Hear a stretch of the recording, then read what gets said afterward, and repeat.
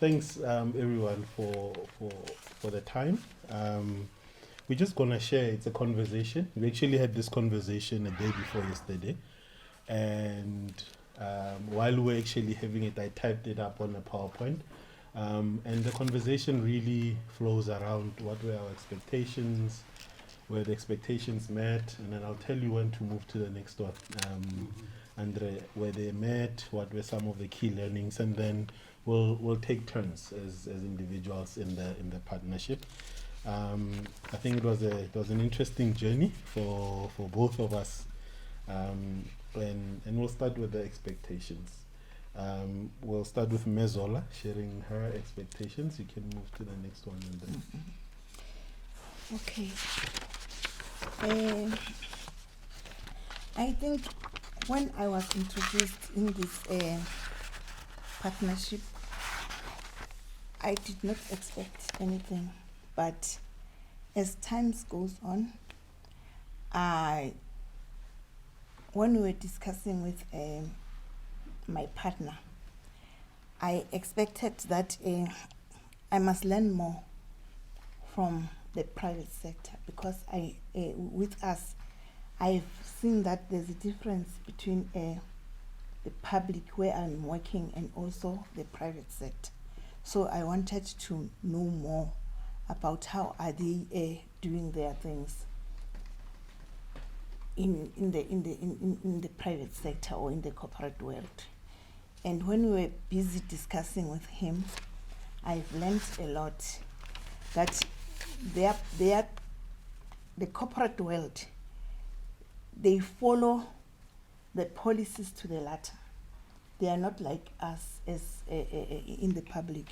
In the public, sometimes we have unions that are going to disrupt us, and we are afraid of them. Sometimes they will come to schools and disrupt the schools, and when you tell someone to do something, he will tell you, he will just tell you that he's going to consult the unions.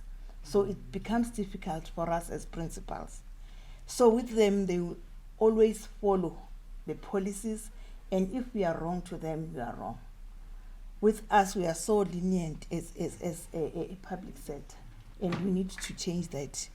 And I've learned that, and I've now practicing what they are doing in the corporate world. That's why I'm fighting with my staff always, because they don't understand why now I've changed. They don't understand. Thanks.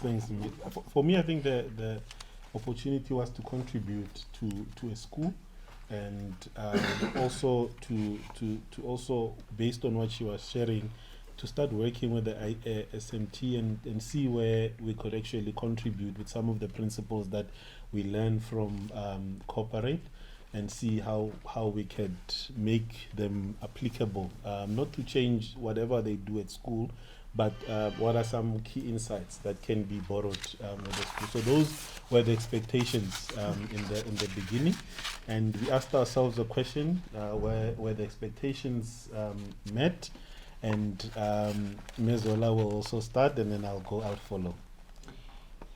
In some one way or other, they were met, but because of this COVID thing, it was difficult for us to meet every day and discuss, and for him to make me to understand that when we are in a corporate world, when we are working with people, you need to do these things, and when you follow the policies, you must be consistent.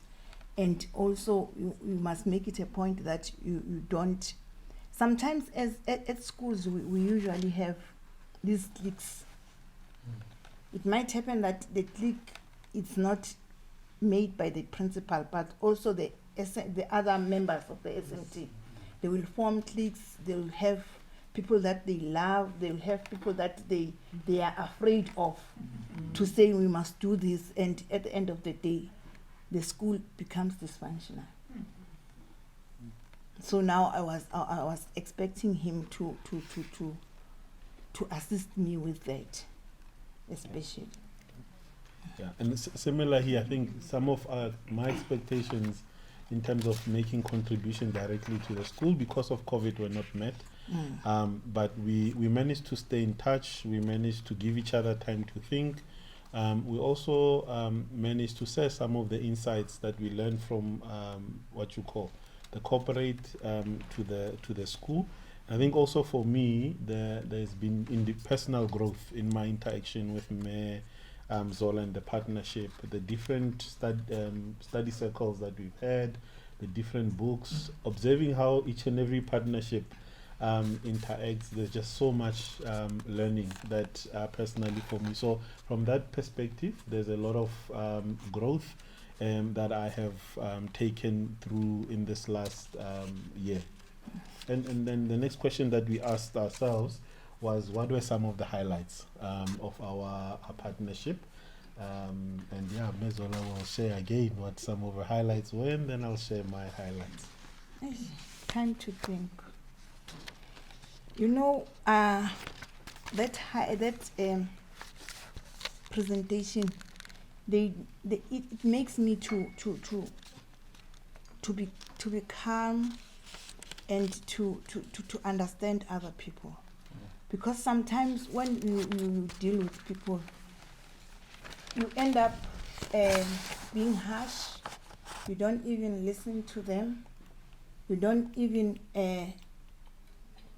sometimes you'll find that you become a principal than being a friend to a person. But as when we do this time to think, it's better for you to listen to a person and understand the person. The more you listen, it makes you to have a good answer for that person. Because if you are talking, you end up shouting to that person, and the end product is not right. But as you listen to a person will come to you. Sometimes people are dodging, and they know how to dodge. They know a person will come and say, my child is sick. Then you'll say, oh, okay, you can go. But if you sit down and listen carefully, then you'll see that this one is dodging and this one is telling the truth. Yeah. So I've learned to have that, and it has made me a better person, because I can listen carefully and attentively to a person and come up with a good answer to that individual, and also to appreciate. It has made me to appreciate everything that people are doing. Okay. Thank you. We excuse me.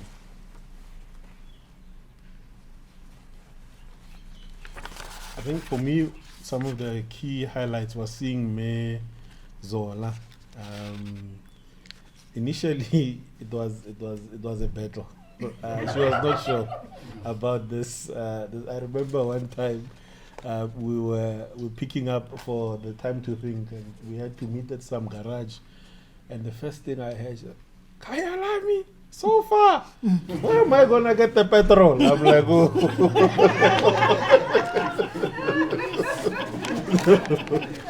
But I think over a period, like how she just embraced, and just the spirit of being open to whatever is presented, and trying new things, even during COVID, and how she just responded, for me, was a highlight in this partnership.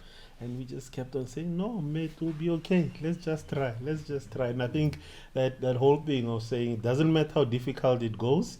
You just need to take a step forward, the small steps, then they make this journey meaningful. I'm really glad that today we are here. That was a highlight. Andre, your presentation when we hosted the circle was also a highlight. Thank you so much for what you shared on that day. And I think the conversations during COVID, I think they helped us really go very deep into some aspects of our lives that we never knew really even existed, about our purpose, about not giving up, about having hope and resilience and all that. So we have 3 more minutes or so. Sorry, Andre. So those were some of the highlights. Mezola, we have to go very quick now in the last one. So some of the key learnings, I think we will share. Please go for it. What were some of the key learnings from the program? One key learning. Yeah, just one key learning from you. And it doesn't even have to be from what we noted down the other day. Remember, let me check. There we go. Well, this is coming up urgency. Okay, key learning. Yeah, you see what you've done now. It is this one's. Yeah. Okay, that leadership is not easy. In leadership, there are hiccups, but the more you meet with different principals from different districts, you learn something from them. It's not like those principals that you are working with, because as we are working together as these principals, we have the one CM and one IDSO. So the more I met you, I've learned that there are things that you are doing that are different from what we are doing as that district. So I've learned a lot from you, and I still need to learn more.